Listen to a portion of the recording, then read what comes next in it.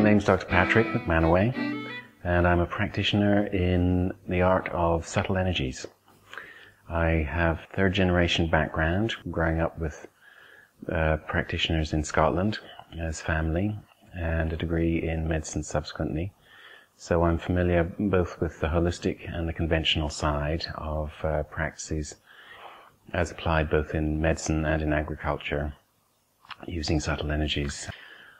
There's a very long tradition of the use of what we would consider and call subtle energies in agriculture all over the world and for all periods of time until about 150 years ago.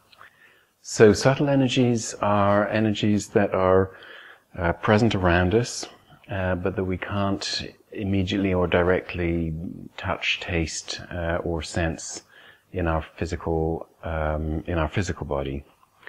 They would include particularly the natural geomagnetism of the Earth, the north-south polar magnetism that comes up through our feet and through the geology and topography that we live in. And sometimes we feel that as the atmosphere of place. And most people have a sense of atmosphere and are familiar with places that feel uncomfortable to be in, or perhaps hostile or a little scary, and other places that feel warm and relaxing and nurturing to be present in. And what's very significant for the farming community to understand is that our cattle and our sheep are very, very sensitive to atmosphere, even more so than we are.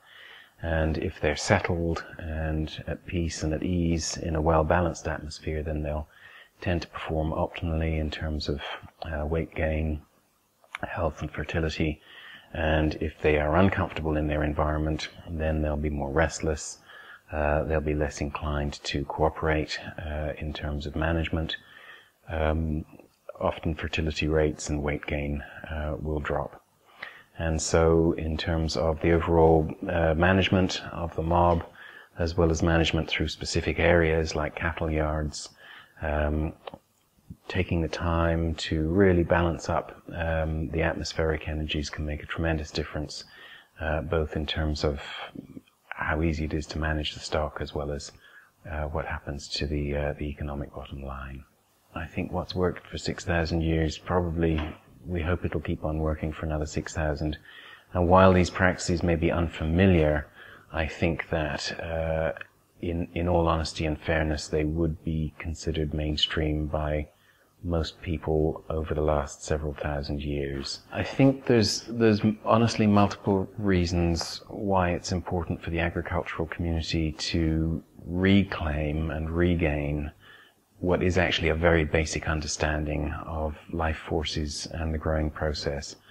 One is that clearly these practices are central to a truly sustainable technology of agriculture. And it's not certain without them that agriculture will be sustainable. I come to Australia currently 3 times a year, working through RCS, both for educational programs and for individual on-farm consultations.